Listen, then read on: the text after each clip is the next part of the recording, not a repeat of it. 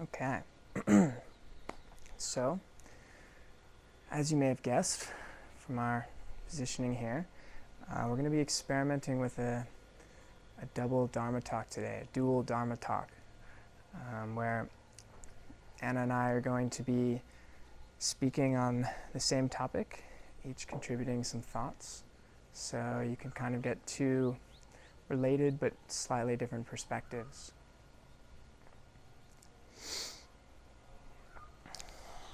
So,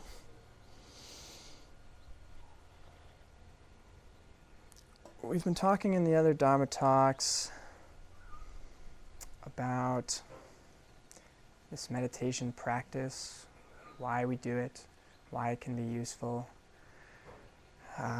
different strategies and tips and mindsets for how to practice. But throughout all this, there's been kind of this emphasis on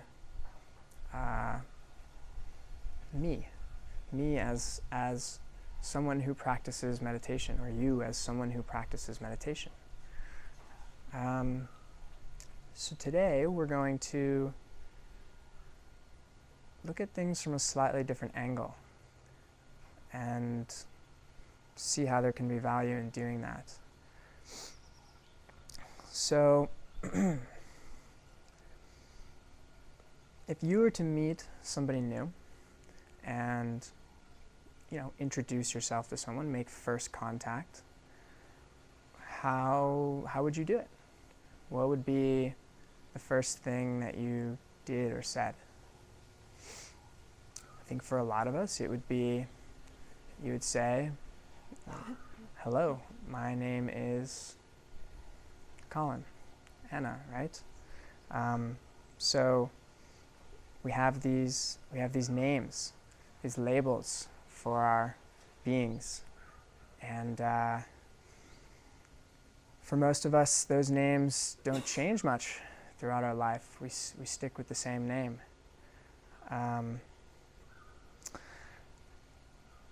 And this name is one of many things which begins to create this sense of self, this sense of I. I am a person here on this earth, and I am therefore a subject that experiences objects. I am here, other things are there, and I'm interacting with this world. And this is continuously reinforced as we develop into mature beings, right? From a very, very young age, people are calling you by your name, and you really start to buy into this whole belief that you are just this separate thing with this name that experiences all these other things. You are not a tree. Obviously, a tree is a tree. You are a human being. You're not the air. I'm Kolin, right? And this is useful in many ways, to be able to separate yourself from the tree. But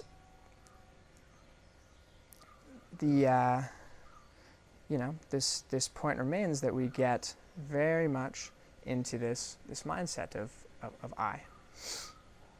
And this, over time, begins to create what we call an identity, right? As we go through life, our identity usually becomes stronger because we start to notice things that we like, things that we don't like, things that we're good at, things that we do for work, whatever. And all of this starts feeding into this picture of what is my identity, who am I, right?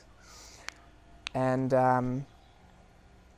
your identity, it's you. It's important. It makes you feel special, right? Everyone always says you should be this unique being, and when you develop all these traits, this personality, right? Personality is a great word to describe this.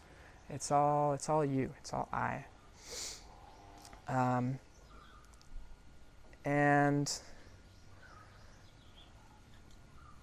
there's an interesting way to think about this, though, which is, what is this identity? What is this true you? Are you always acting in the same way?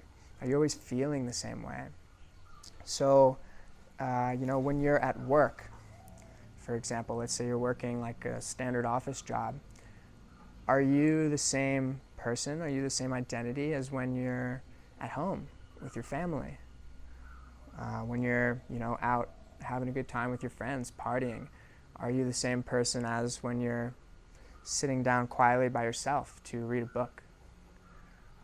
Are there different attitudes that you portray, different thoughts that you experience internally, different facial expressions? Like, all of these things are usually different depending on your environment, depending on your situation. So this can be kind of this first step into looking at this from another way. Is there actually this stable self, this Kolin with this name that doesn't change? Or actually is my identity, is my personality changing all the time, depending on where I am and what I'm learning and who I'm with? So,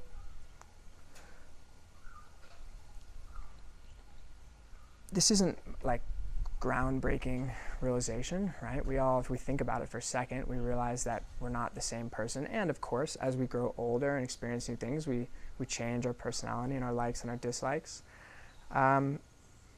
But there really often is this very strong sense that you are an individual, that you are a separate object. And why, why could this be a problem, potentially? So I was on a retreat in Thailand a couple of years ago, and there was this one monk there who, he said this thing, this is kind of what he was all about. He said, all of our problems come from mistaking processes as static things. So he was kind of contending here that if you look at something and you think, this is static, this is an unmoving object, like, personality or person, but in fact it's actually changing all of the time, this can create problems. So why? So when we try to cling to these impermanent things, and we create this unchanging sense of me, or maybe very slowly changing sense of me, then there's all sorts of things that can come at us in our life that can come into some sort of friction with this idea of me, right? So let's get into an example. So let's say that you wake up one day and you think you're having a really good hair day, right? You look in the mirror and you're just like, wow, my hair is looking good today. And that gives you this sense of confidence of like, I'm a person with good hair today. And that's not even like, obviously that's something that changes.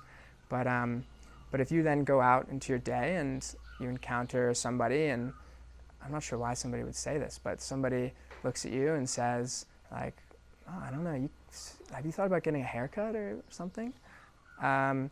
Then what happens, right? For most of us, that'll instantly kind of cause this reaction of, wow, I thought I was a person with good hair today. And the reason why there might be this suffering, this reaction, is because you had a sense of yourself as a person with good hair, right? And this is a very, very temporary thing, but let's take something a little bit longer lasting. So some of us here have been surfing. Surfing waves can be a very intense sport mentally and physically. And, we put in a lot of work. We go out there like pretty often and paddle around, and maybe over the course of a couple of years build up a bit of skill, and we start to think of ourselves as a surfer. Or you say the same thing about doing yoga. You practice yoga every day, and then now you're a yogi because you do yoga. Nice. And this makes you feel good. Sometimes you go around and talk to people, and maybe you don't just come out and say like, yeah, I'm a surfer, or I'm a yogi. Maybe you do say that, but you imply it. You tell a story about a time you were surfing, and then that is you telling someone else, I'm a surfer. And we do this all the time.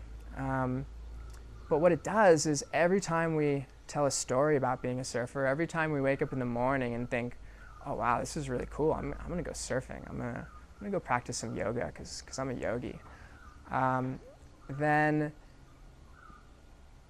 we strengthen this identity, right? But then what happens when you, let's say, go out for a day of surfing, and actually the conditions are really poor. The waves are really difficult to catch. And so you go out and you have a terrible surf compared to maybe what happened the previous day where you felt like a really good surfer and you thought, not only am I a surfer, I'm a good surfer, right? And you go out the next day, conditions have changed, you have no control over that, and you surf terribly. And if anyone here who's surfed, this has happened to you many times. And what happens? You get upset. Very, very often you get upset. And why are you getting upset? You're getting upset because you think of yourself as a surfer, as someone who is good or even decent at surfing, right? And so if you can't catch a wave, then you're failing. And, to take things even more extreme, what happens if you get injured? What happens if you're a yogi and a surfer and you can't practice either of those things? So this actually happened to me. This was a very intense experience for me.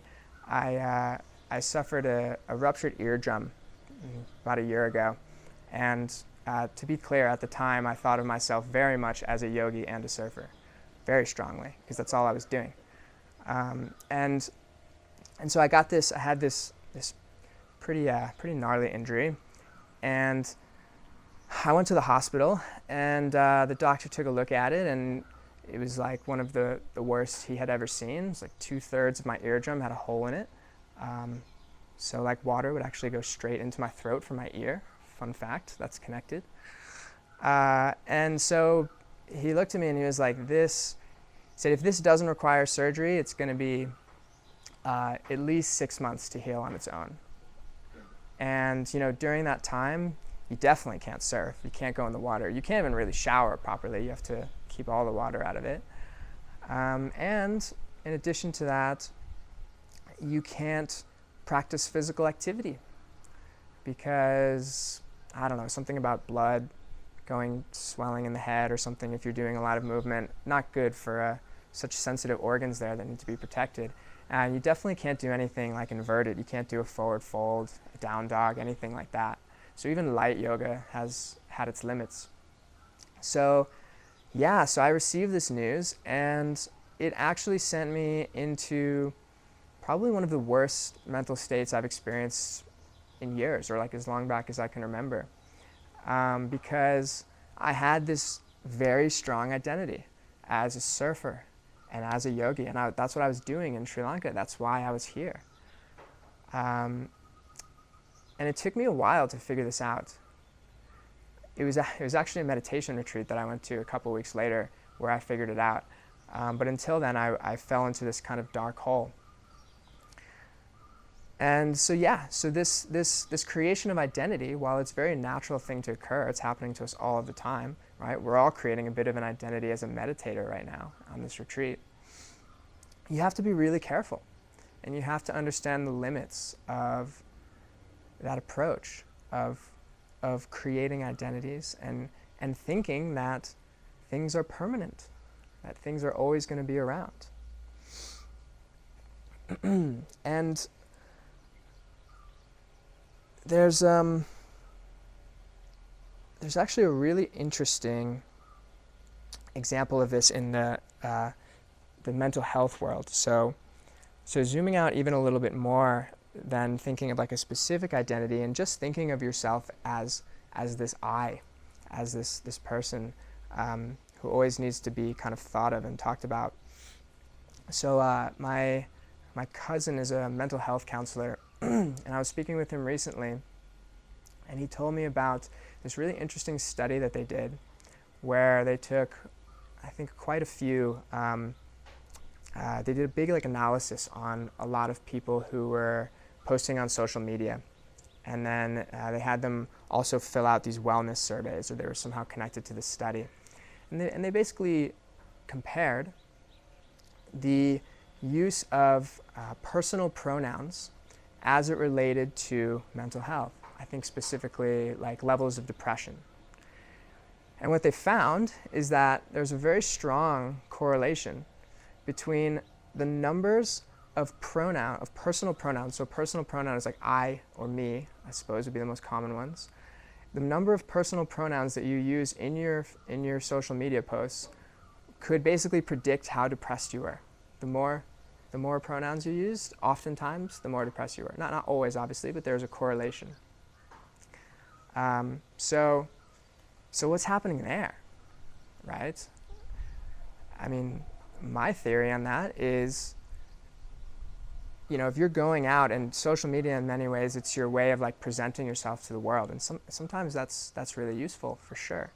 But if you're going out and doing that, and you're in this very me-centric world, this very I-centric world, there's a lot of things that can come in and slam against that identity, and lower your just ability to be happy, make you depressed. So I thought that was quite an interesting thing that they've came up with. One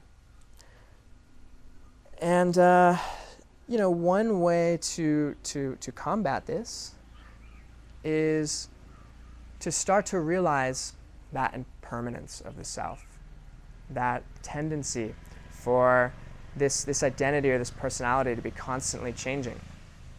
And it can actually be really difficult to do this when your mind is very active, when your mind is racing here and there. It can be very difficult to see that emotions, thoughts, all of these different things are actually coming and going, that this stuff is changing constantly, because you're just moving around so fast, you can't actually see that. So I kind of liken it to, if you think of, everybody's seen those time-lapse videos of ice melting and the polar ice caps and everything, kind of depressing climate change stuff. And usually those are taken over the course of, days or weeks or months. And you can actually see when you look at those visibly that the ice is melting. But if you were to just go and show up at that iceberg and look at it, even maybe for a whole day, you probably wouldn't notice much change. So the only reason that you can see that change is because the camera is incredibly still. Right? The camera is super still, and it's just observing this one spot and watching as everything changes. So in many ways, this is what we're doing with our practice. Right? We were just practicing this right before this, where we are trying to find this stillness, find this stability, and then use it to discover what is actually going on around us. And so the more of this stillness that you can find, the more you can notice, and the more changes you can see happening everywhere, in yourself, around you. And this can be a really helpful thing to do. So coming back for a moment to this idea of the self, of what really is this self. Sometimes people will think, if I ask somebody, what is, where does Francisco end? What is Francisco and what is not Francisco, right? And I think a lot of us, if we were asked this question and we weren't at a meditation retreat and we knew it was a trick question, we would say something like, well, you know, Francisco ends at his skin. Like, that's his body, right? That's how we identify Francisco. But what really is Francisco's physical body, right? And is his physical body staying the same? Can we always recognize Francisco by his body? Like, is it a static thing?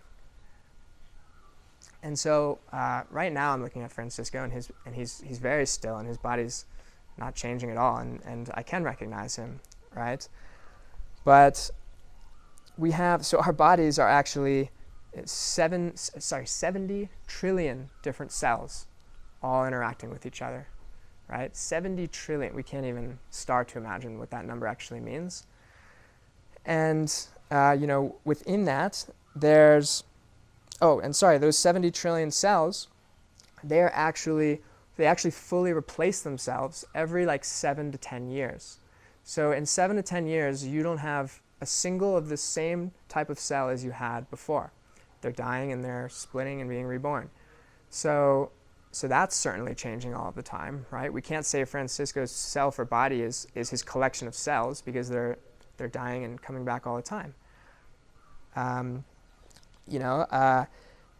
then we've got the skin cells, 1.6 trillion skin cells, and those are being replaced even faster. Every 2 weeks, all of your skin is different. So if we're identifying him by his skin, that's from an actual physics standpoint, that's very hard to do. So then, you might say, okay, that's fine, but all of those things, the cells, they actually contain Francisco's DNA.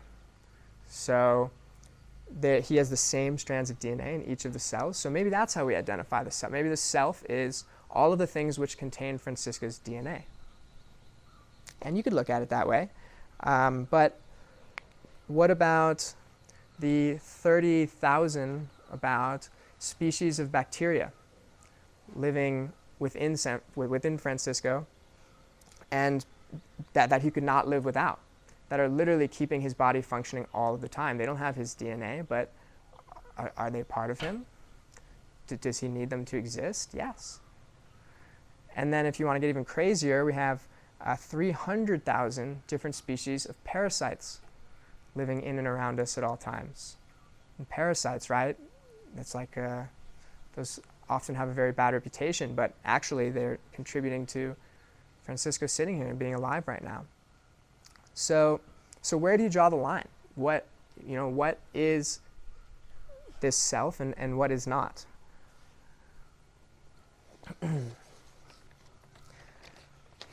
And so if we see that our physical body is really just this community of life, and that this huge community of life is just relying on all of its parts to function and to be alive, then we see that it's very hard to just say that one thing is us and that we are not connected to this whole community. But then it doesn't even end there, because how does the community exist without everything that's around the community? So there's a really nice little quote, little story from Thich Nhat Hanh about this, which I'll read to you guys now. And it's about this interdependence of all things. So if you're a poet, you will clearly see that there's a cloud floating in this sheet of paper. Do you guys see a cloud? Julia sees a cloud. Okay, cool. She's ahead of the game. Because without a cloud, there will be no rain. Without rain, the trees cannot grow. And without trees, we cannot make paper. The cloud is essential for the paper to exist. If the cloud is not here, the sheet of paper cannot be here. Interbeing is a word that is not in the dictionary yet. But if we combine the prefix inter with the verb to be, we have a new verb, interbe. If we look into this sheet of paper even more deeply, We can see that the sunshine is in it. If the sunshine is not there, the forest cannot grow. In fact, nothing can grow. Even we cannot grow without sunshine. And so, we know that the sunshine is also in this sheet of paper. And if we continue to look, we can see that the logger who cut the tree and brought it to the mill to be transformed into paper is also here. And we see the wheat. We know that the logger cannot exist without his daily bread. And therefore, the wheat that became his bread is also in this sheet of paper. And the logger's father and mother are in it too. When we look in this way, we see that without all of these things, this sheet of paper cannot exist. Looking even more deeply, we see that we are in it too. This is not difficult to see, because when we look at this sheet of paper, the sheet of paper is part of our perception. Your mind is in here, and mine also.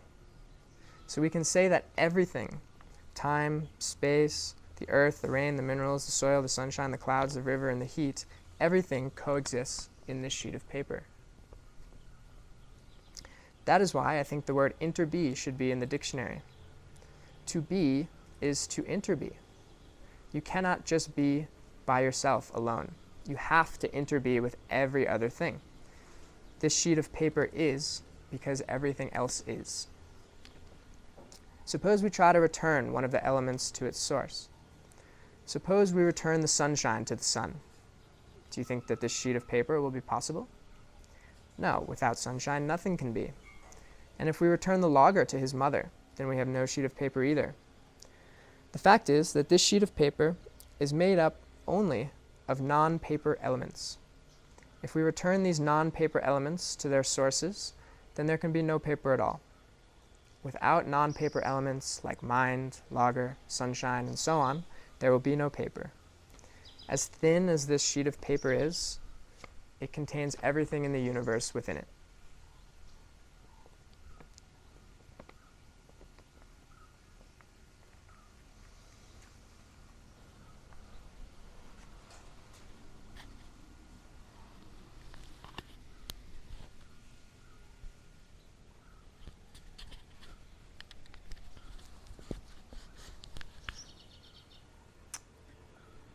Boom. Yeah, that's some mind-blowing stuff in some way.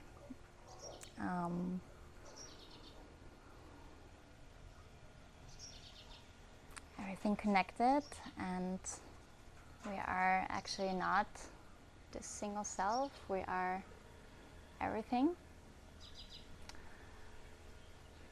What does that mean now? What do we do with that? So probably you experience yourself, like Kolin said, that this self is always changing, and no matter where you are in your meditation path, maybe you have experienced sometimes like this complete stillness, and then you feel how your breath is actually the air, how you feel like everything is together and you're just part of it. And maybe you've not experienced that in meditation, but maybe somewhere else. Maybe you're even aware of it and it just happens, but like there are these feelings, like I would say almost these states of bliss or just peace, where we just feel this connection and there's nothing to worry, nothing to suffer.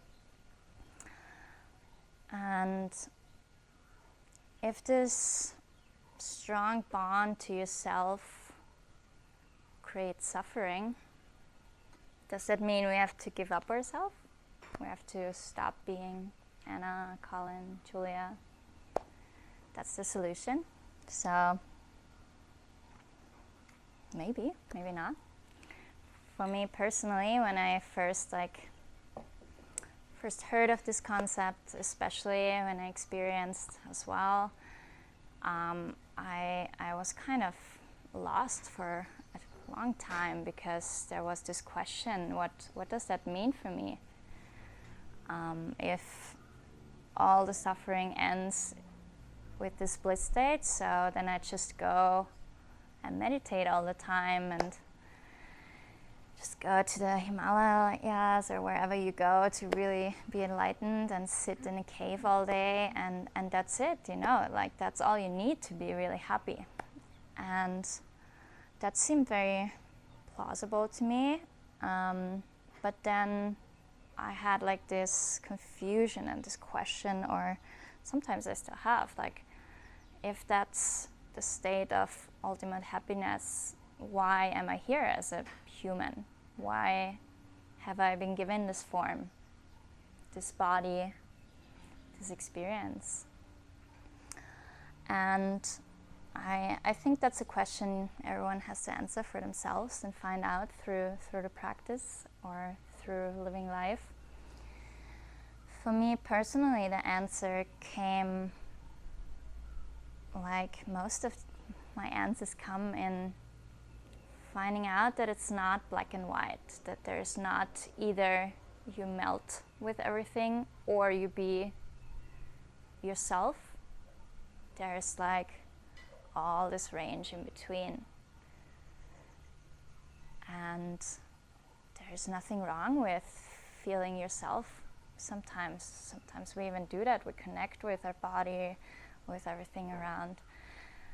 And there's nothing wrong in going into a deep state of meditation where you detach from yourself and just feel part of the whole.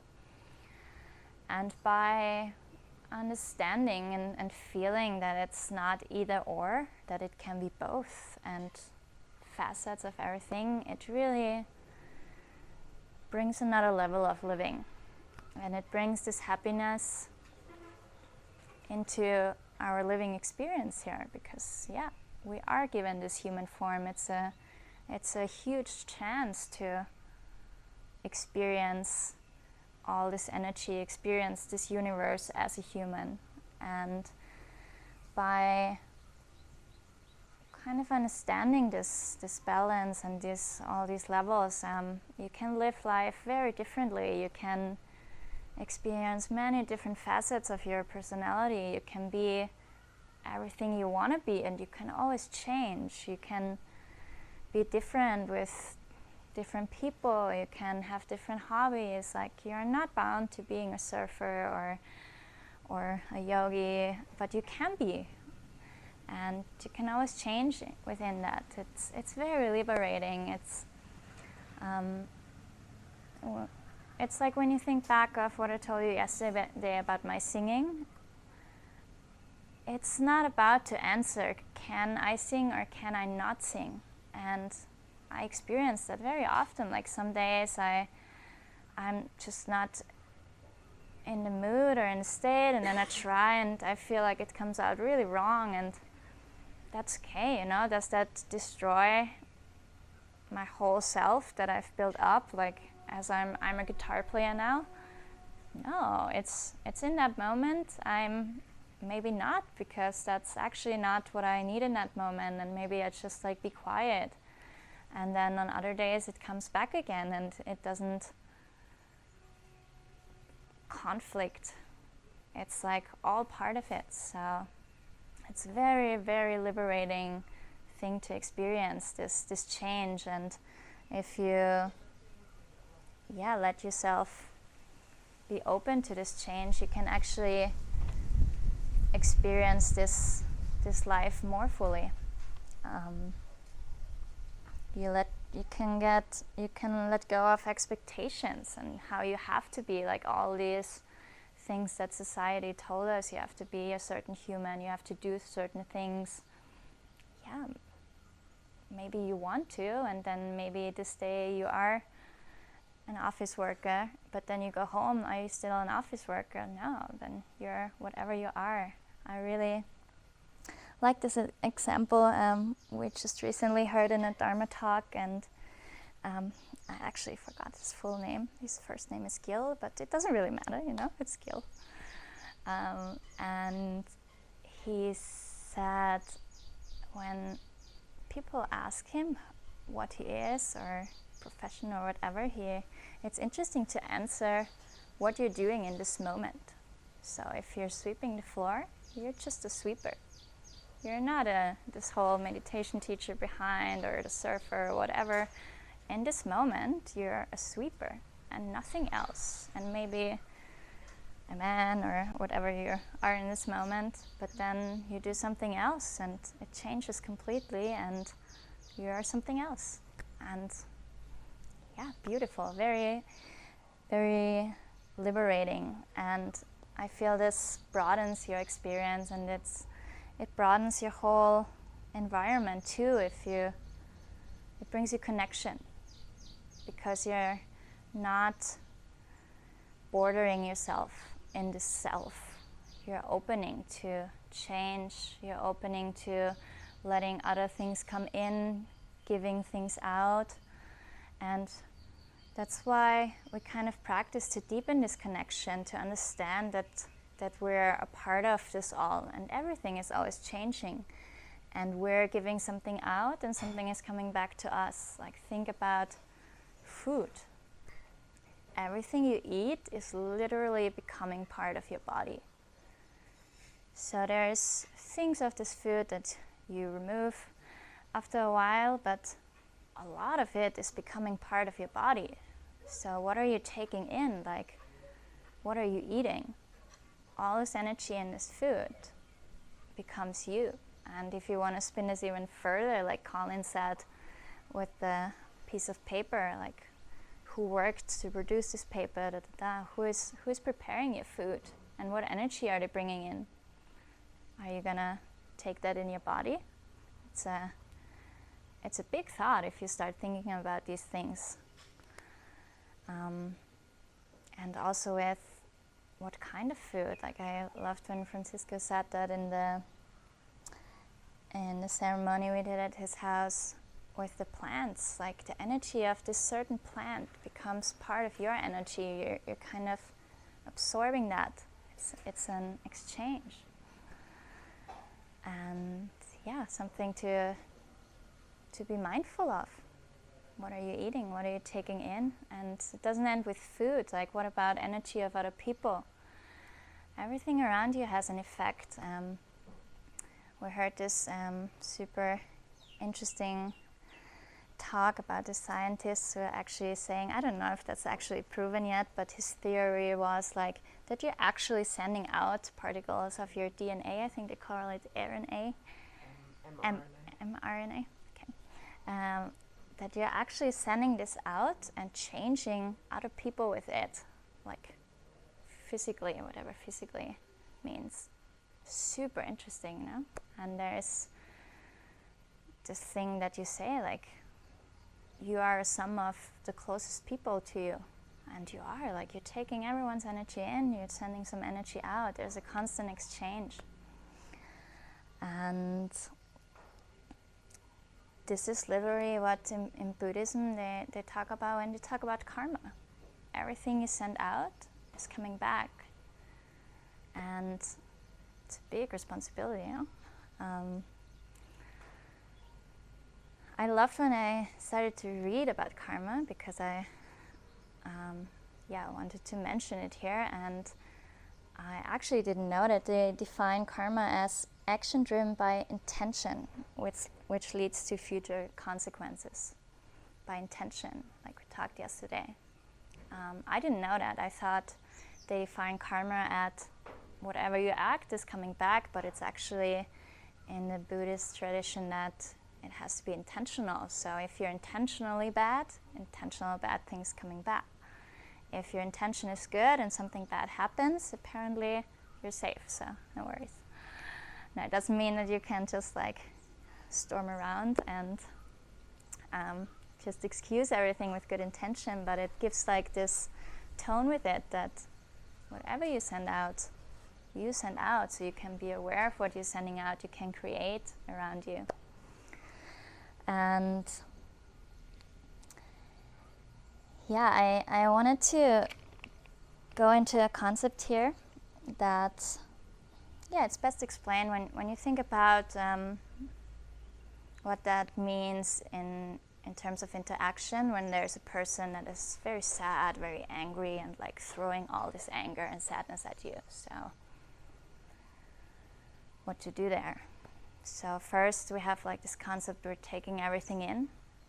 So we have to be careful what to take in and maybe shield ourselves in some ways. And for this shielding, I would actually like to read the second agreement. I talked about the first agreement yesterday, and I'm a big fan of the agreements, and you don't have to be, but I think a lot of things are rooted there, and it just puts it very beautifully, and for me very changing for my way of living. And actually the second one is the first one I heard, and it absolutely blew my mind. And the second agreement is to not take things personally.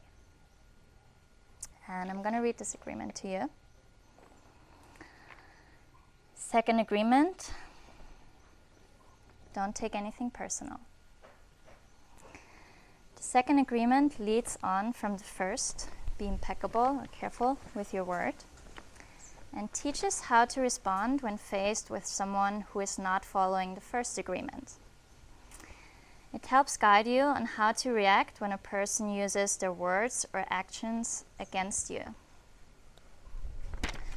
Personal importance, or taking things personally, is a direct result of our domestication. The domestication process is our education and social norms, when we are told what is acceptable and what isn't, what we should do and what we shouldn't. During that process, we are taught to take everything personally. We think that we are the cause and reason for everything.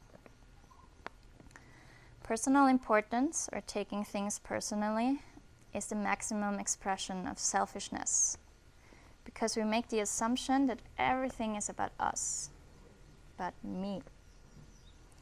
But in reality, nothing people say or do is about you. Their words and actions are in fact a reflection of themselves. What they say, what they do, and the opinions they give are according to the agreements they have on their own minds. Their point of view comes from all the programming they received during domestication. Okay, so let me explain it a bit.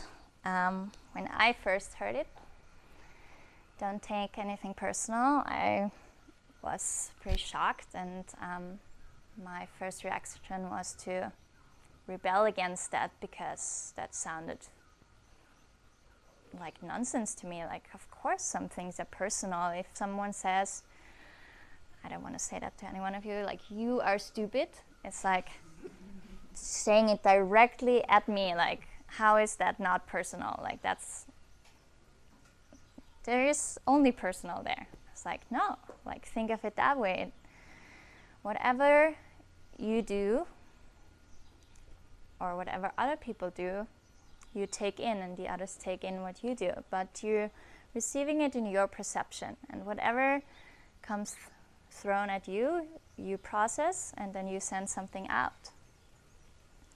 So actually, when someone tells me I am stupid, I can now react to it and be like, oh, what?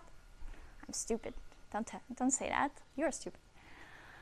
Or I can say, okay, that's your opinion. I can make the decision not to take that from you. And by doing that, it becomes non-personal, because it's just what this person sees in their mindset, in their reality, and they decide to pass it to me. But I can say, I don't want to take that. Like, you can take that with you, that's all right. And by doing that, you can change your whole world. Believe me, like, of course, I lose it a lot of times. I take a lot of things personally, but by understanding that, if you have that somewhere in your mind and you start thinking about that when something happens to you, you see how often you take things personally. And of course, because we have this self, because we have this idea of ourselves, who we are, and if someone throws something at us, we're so about the self that we like to take it, but then it like crushes ourselves somehow. It adds also somehow to it. Someone tells me, "You're the most beautiful woman I've ever seen." Of course I want to take that, you know, that's gonna build up myself even more. But what does it do? Makes me feel good for a second, but then in the end it might create more suffering, because now I want to hear from all of you that I'm like the most beautiful woman you've ever seen, because that defines me now. That is my status now. And if that doesn't come from everyone, I'm suffering. So I can take that and see the kindness behind it, but I can also distance myself to a certain point from it, to not let it affect my personality or myself too much.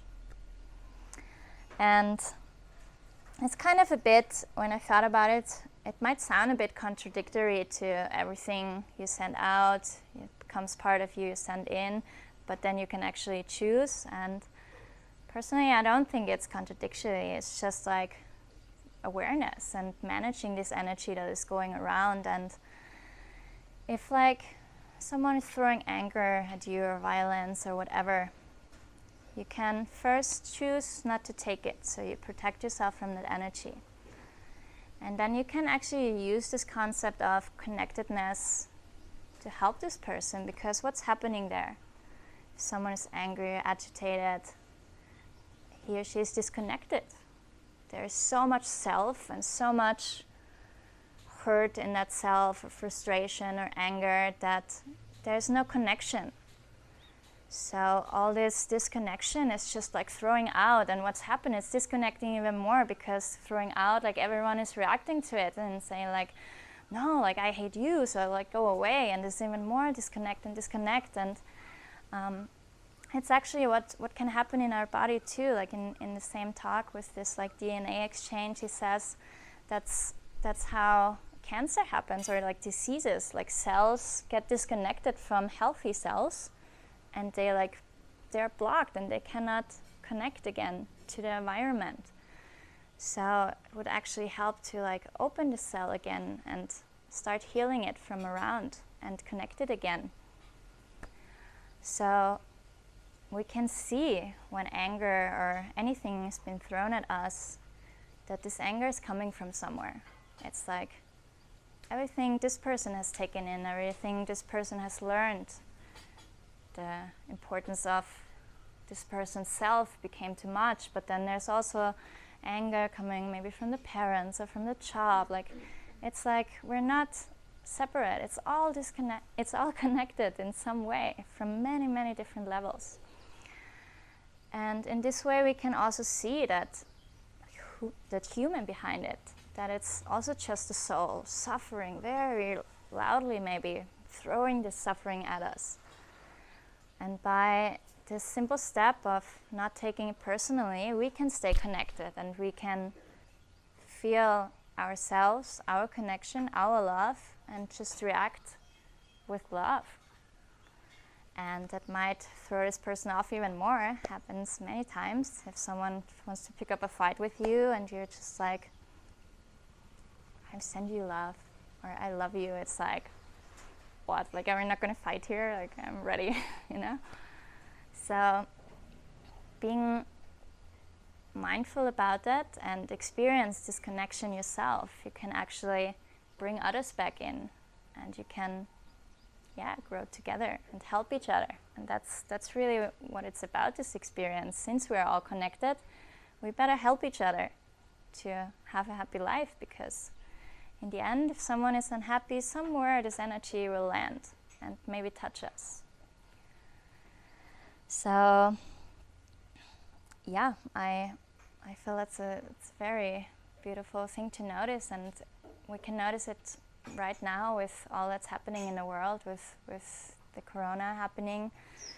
I mean, this is the biggest disconnection on some level that's happening. Like the disease itself, it's like physical disconnection, where we created this whole world here where we went into technology and the traffic and these cities, and disconnected from nature, we're disconnecting our bodies, and there's diseases as an answer on a physical level, because we're missing something that's usually part of us. And then there's the whole bigger connection on human level, where it drives people into isolation. We have to separate physically. We have to be alone. We cannot connect, because then we get this disease. So we're alone. It's an even bigger disconnection. What's happening to our mental health? Like, we're all alone with ourselves, and we haven't learned so much about meditation and how you can actually connect. So we're just alone there, distancing even more, disconnecting. And then something beautiful happens, and the humans start to connect on different levels. The online world is growing. You can see it there, how it's always here, and we're always looking for connection, because even when we're alone at home, we have this like drive to send a friend a message on the other side of the world, to like bring people back to us, connect. And it's a different kind of connecting, and I feel personally the physical connection, it's going to be a big suffering for us, because we are exchanging our energy more actively. Like I feel it in teaching. When I teach online, there is a bit of a separation, because I have an energy that I pass on, that it's maybe taken or not taken. But still, I also feel that it's a very strong connection that can be there, and a lot of people are looking for that. So yeah, in the end, that's what we're doing here. We're going into silence, and we're disconnecting from technology, from other people. We're just by ourselves. But not to isolate us, to learn how to connect first with ourselves, because that's always where we have to start, or that's the easiest to start. Just like we know the self in some form. So here is where we start. If we start connecting with someone else first, and there's no connection within, it's hard to connect, because what are connecting with the environment, with these other people? So we start by ourselves, and we decide to cut some connections to do that, to maybe singing or listening to music or smoking or whatever we like to do. And by cutting that, we strengthen a very different connection to our inner selves. We find this stillness. We can observe more, we can connect to all the environment, and maybe even get this feeling of, oh, it's actually, we're all one. We feel it maybe in this group, like we're not talking to each other, but somehow we're all here together and feel as a group. If someone new is coming in, it's like, oh, who is that? Like, I haven't connected there. So beautiful. And then we take this connection, and when we go back tomorrow, we're going to talk about that, what to do with that then. But when we go back, you might even feel a stronger connection to everything you decided to disconnect from, because then you go back and start making music again, and all of a sudden it's just flowing, because you feel that you're actually part of this music, and the sound is, you hear the sound differently, like you connected to the sound on so many levels now. So yeah, it's a beautiful thought, and it's a beautiful part of the practice. And yeah, it's basically what it's about, and what we are about. That's what I feel is the answer to this. Like, we're here to live this life, to experience, and there's nothing wrong in experience it sometimes as a self and as this human, but don't attach to it, don't cling to it. Let yourself be open and free, and feel what is all part of yourself. Maybe the tree around the corner is actually more part of yourself than you notice, or the person next to you, or the person on the other side of the world.